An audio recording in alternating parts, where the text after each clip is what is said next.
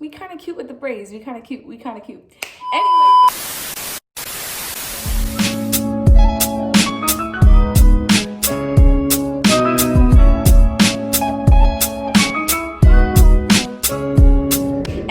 Hey guys, welcome back to my channel. It's me, Joy Presley, and welcome back to another video.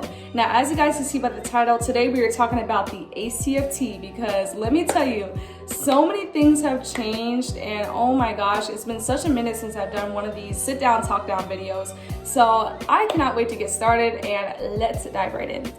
All right, you guys, so you know me, I got my little list right here, and we're gonna dive right in. So number one, you're probably wondering, what does Acft even stand for? What does it stand for? So the Acft stands for Army Combat Fitness Test. So yeah, guys, that's pretty much what it is. Pretty simple, pretty easy to understand. It's honestly just a way for the Army to measure you on a fitness level to see how you guys will do. Now, number two is, when do you take the Acft? Now, the Acft will pretty much be taken throughout your whole Army career. Yes, guys, you will always have to do an Acft at some point.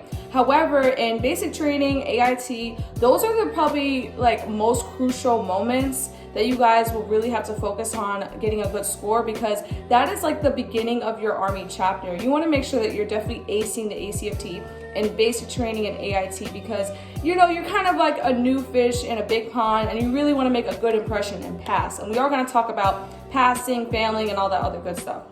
Number three is the Acft hard? Now, a lot of people ask me this. Honestly, the Acft is very subjective in my opinion. Some people think it's hard, some people think it's easy. It's honestly just based on the person. I can't really say if it's hard or if it's not, because I'm my own person and other people are not gonna agree. Some people might think, oh, it's not that bad. I mean, overall, a lot of people think the Acft is easy because there's a lot more events, and we are gonna talk about the events, but there's a lot more events and there's better possibility for a higher score that way, because with the APFT, that's a little bit different. With that, you have less events and the scoring is a little bit different. Okay, guys, so number four is, we're going to talk about, what do you wear when you're taking the Acft? So when you guys are taking the Acft, you guys will pretty much be wearing like this uniform that I have on. You'll typically be wearing this shirt right here that says Army. You'll be wearing shorts because you will get hot. Usually if you guys are wearing pants, they will make you guys downgrade, and you guys want to make sure that you're wearing comfortable shoes. It's kind of funny, but in basic training, when people graduate and they go to AIT, they typically like to buy Jordans, and that is something you kind of don't want to do. You want to buy really comfortable shoes, because that will definitely affect your performance. If you're wearing shoes that are a little bit too stylish and not comfortable, you're probably not going to do as well. So my biggest piece of advice is, when you guys get to AIT, you guys should invest in some comfortable shoes. Somebody actually made a comment about that in my videos. They noticed I was wearing like the gold Air Max 97s. He told me that those are not really the best for performance, so I'm definitely gonna have to upgrade my shoes. But in basic training, you guys will be issued these really ugly shoes. They're like all black. I'll insert a picture. But yes, guys, those are something that you will have to wear in basic. You guys can't choose what you will wear. They will give you shoes, but once you guys get to AIT, and so on, you guys will get to choose the sneakers you will have. So make sure you invest in some good, comfortable shoes. I do not want you guys to get injured with some stylish shoes just because you want to be cool, okay? So the next thing that we're going to talk about is the big golden part of the video, is the whole thing about leg tucks. Now, leg tucks has been something that a lot of people have struggled with all throughout the Army. It's been in the Army regulations forever, and they finally got rid of it. I'm so happy, guys. They got rid of it a very long time ago. I wanted to make a video when they first came out with that new regulation, but I didn't really have time to make that video. A lot was going on with COVID and everything. But yes, guys, there is no more leg tucks. A lot of the females are very excited, especially because typically, not to be weird, but typically most females struggle with upper body and stuff like that. So it was something a lot of us couldn't do. I was actually able to do it in basic. I was like one of the only females who was able to knock out like 12 leg tucks. I'm not even lying. Like, I'm pretty skinny, so I'm able to kind of like swing myself up there. But yes, I'm actually happy that they got rid of the leg tucks. Woo! However, there is a new requirement now, and it is called the plank. Now, if you don't know what a plank is, I will insert a picture, but it's pretty much where you have to lay on the ground, right? Very still, and you guys will have to put your arms onto the ground, and you know, your legs have to be nice and straight, and you have to hold that plank for at least 2 minutes. Okay guys, it's at least 2 minutes. Some places it's a little bit less, it's 1 minute, but for us it's 2 minutes.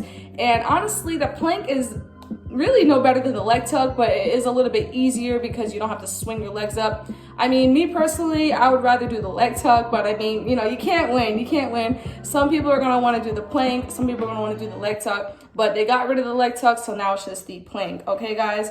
And the plank is something that you guys have to do to pass, so make sure you guys practice in your rooms every night, maybe get a group of people and try to do it. Great tip. Number 8 is we're gonna talk about tips for passing the ACFT. So honestly, we're gonna talk about all the events now. So these are all the events for the ACFT. So number 1 is the ball throw, which is where you will have to throw a medicine ball over your head, and you have to make sure that you get a certain number. Now, the number can vary based on your MOS. For some MOSs, you might need a high number, like an 8 or a 10. Some MOSs require a lower number, like a 5 or a 6. It really just depends. You could ask your recruiter what the requirements are for MOS. The next event for the ACFT is the deadlift. Now, things have changed with that too. For the deadlift, for the females, you used to have to lift like 180. Now it's down to, I believe, 160, 140. And for the males, I believe it's changed as well.